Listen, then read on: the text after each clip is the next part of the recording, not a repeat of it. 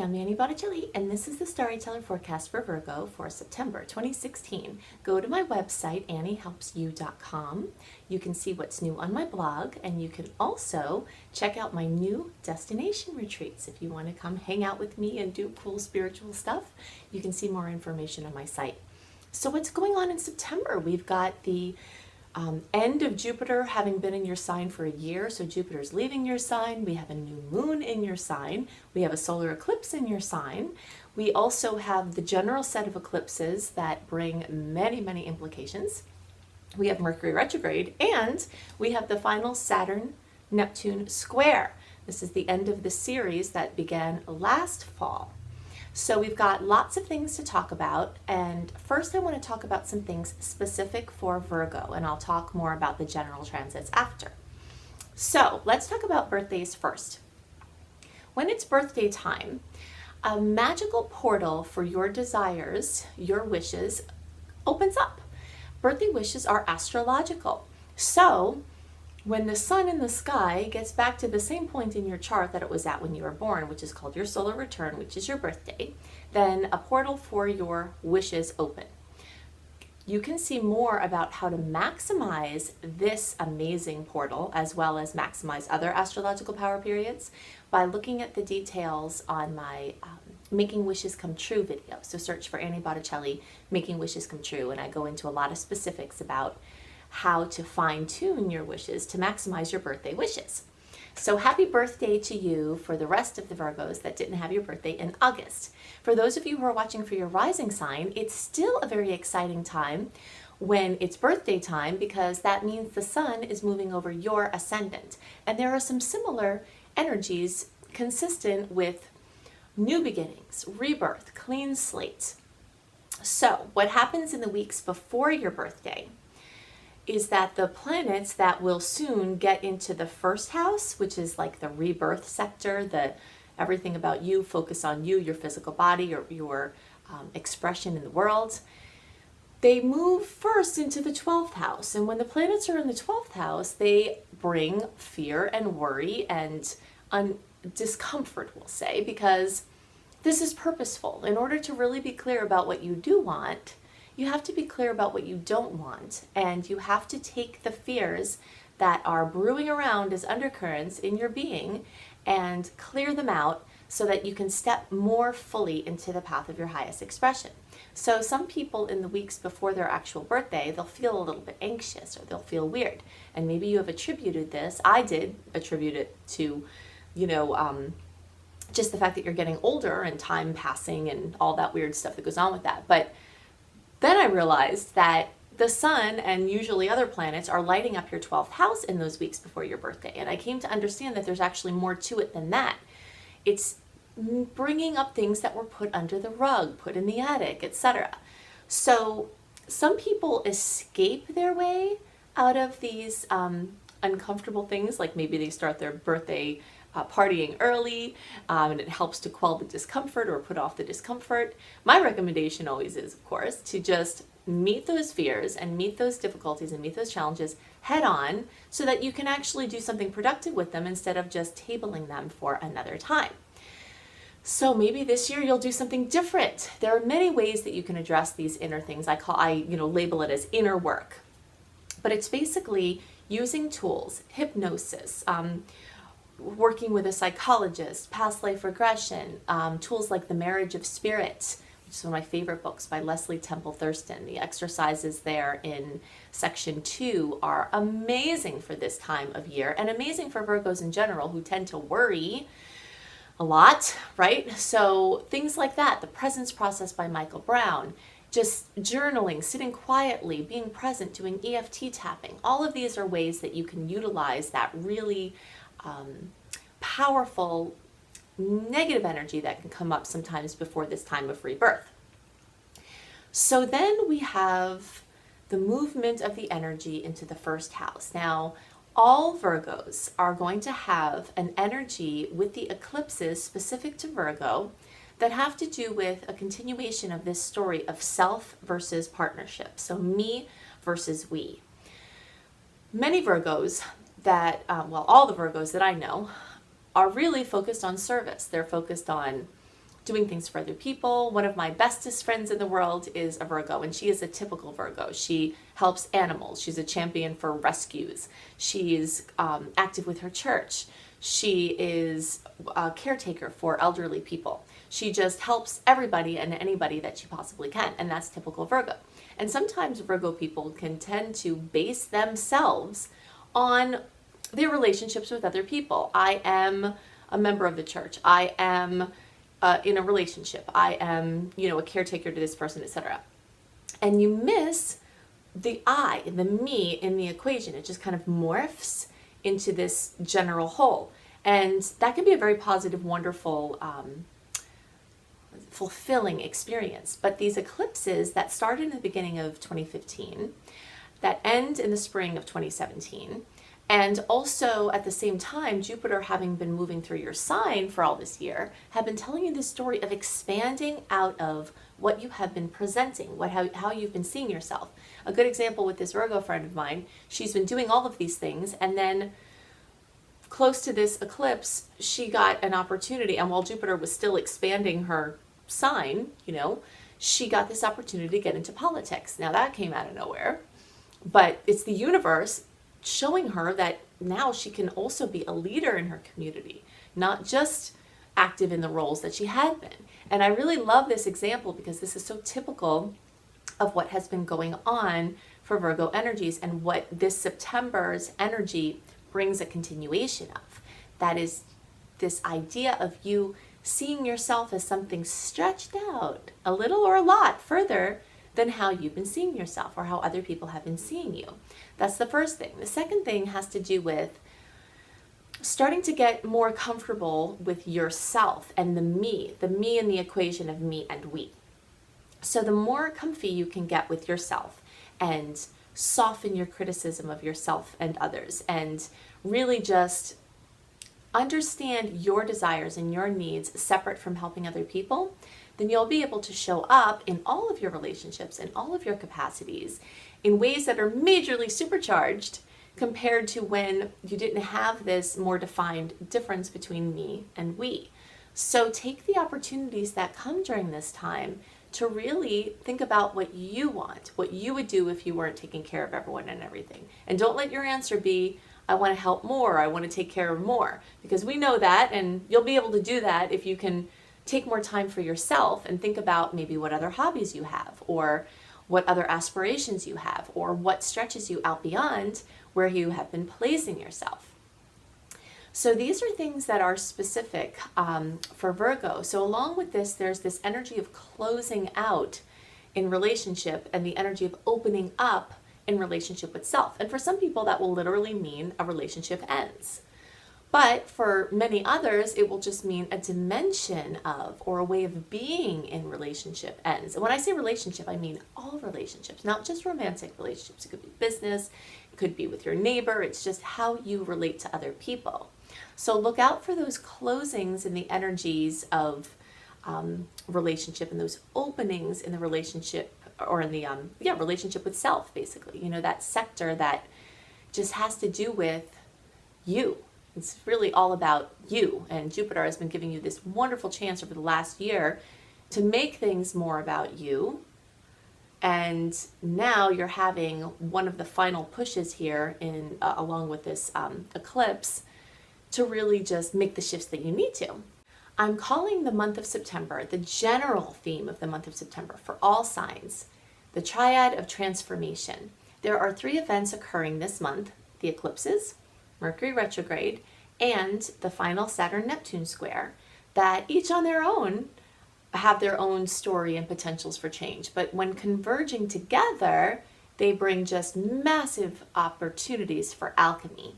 So I'm going to break these down into their sections. Eclipses are powerful astronomical and astrological events that occur twice a year. We call them the spring eclipses and the fall eclipses. Of course, if you're down under, that would be opposite.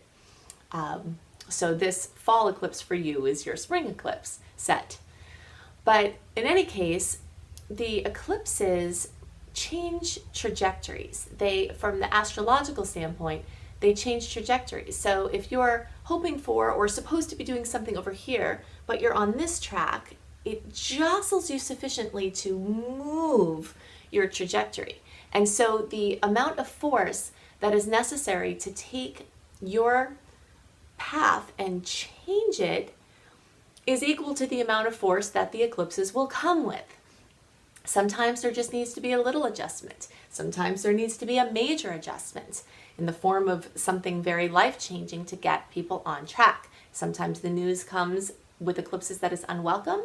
Sometimes it comes just as the best thing that you could ever hear, and sometimes these things happen both at the same time. Eclipses run in cycles, and the cycle that we're working on now is the Pisces-Virgo eclipse, the Pisces-Virgo polarity. This polarity started in the spring of 2015, or you could say the fall of 2015 for people down under. And the way that this works is the eclipse polarities run over a period of time. These run into spring of 2017. And there's a 4 to 6 month integration rate. So we'll say until almost the end of October of 2017 is when this full storyline is rolling out. So the eclipses work on a certain sector of your life. They work on the general sector for the signs, the Virgo Pisces, and then we talked about for your sign specific what the themes were for the houses. Now, the whole time that these eclipses are occurring, it's taking pieces, working on a project, and moving you along the continuum. So, on September 1st, we have the solar eclipse 9 degrees of Virgo. This eclipse is actually also squaring Saturn, which adds a little bit of a challenging edge to it. Then we have the lunar eclipse on September 16th at 24 degrees of Pisces, and that is conjunct Chiron, which is adding another intense element to it. Solar eclipses tend to bring in new energy. They're new portals of energy that are open. And with the energy of Virgo, this is coming in as new chances to work more efficiently, new chances to have more work if you needed work, or less work if you were working too much, or improvements in your work-life situation. They can also bring major radical changes to your health, to your diet, to your lifestyle. They can bring changes involving pets and animals in your relationship with pets and animals. So something new opening in those sectors. The lunar eclipse on September 16th at 24 degrees of Pisces is eclipsing something out. It's ending something, it's completing something, it's bringing something to fruition. The fact that it's conjunct Chiron is bringing this opportunity to end the victim mentality. And this is a huge one. This is part of the human condition that people who are consciously evolving are choosing to step out of. The victim mentality is the belief that life is happening to you, that there's nothing that you can do to make your life better, the quality of your experience better, and that people are doing things to you. And then that fits in with the guilt, blame, shame cycle, and that is the cycle of disempowerment. That's the cycle of the victim. Chiron, the asteroid that is conjunct this lunar eclipse, is all about the woundedness. It's called the wounded healer. So any places you're most wounded, and whether you believe in past lives and it comes from there, or whether it's from this lifetime only, it doesn't matter where it comes from. It matters that you have a deep woundedness, and maybe it's the collective consciousness woundedness that you're picking up. Maybe it's your own soul's woundedness, whatever it is. This lunar eclipse is giving a chance to eradicate woundedness, which is very exciting because we are completely limited by our belief that life is happening to us. By using astrology and other tools as opportunities for conscious evolution, improving the quality of your life, we can't control what's going to happen. There are things that are going to happen that are beyond our say, and things have their cycles, and that's the way things are in this plane. But at the same time, we have 100% control over how we see things, how we change our quality of experience. And you do this by ending the victim mentality, by looking inside of yourself for the answers instead of blaming someone or circumstances. So many of the things that will have an opportunity to end with the lunar eclipses have to do with addictions, fears. The 12th house, which rules Pisces, where this eclipse is in sign, has to do with your deepest fears, your deepest habits, your deepest negative conditioning. So ending something in that sector. There's also a theme from things being hit, from moving hidden things into the seen realms. Movement of Pisces over to Virgo is taking something from the unseen realm and putting it into the seen realm, from the thought or feeling section and putting it into manifestation, into form. There's also a theme from formlessness, abstract thoughts and ideas, to form. So it's a major, major manifestation portal to take things from here and bring them out here. So while all of this is going on, you may notice that if you follow storylines that have happened since the beginning of 2015, you're in process. And this is not the end of the cycle. We're still in process. So while it might seem like there's a definitive end to certain things, certain other things will take well into 2017 to really, really move to their integration. But we're at another important point here of that continuum. At the same time as the eclipses are occurring, we have Mercury retrograde. We hear about Mercury retrograde 3 to 4 times a year, and it can get, boring. We don't want to hear about Mercury retrograde anymore, maybe.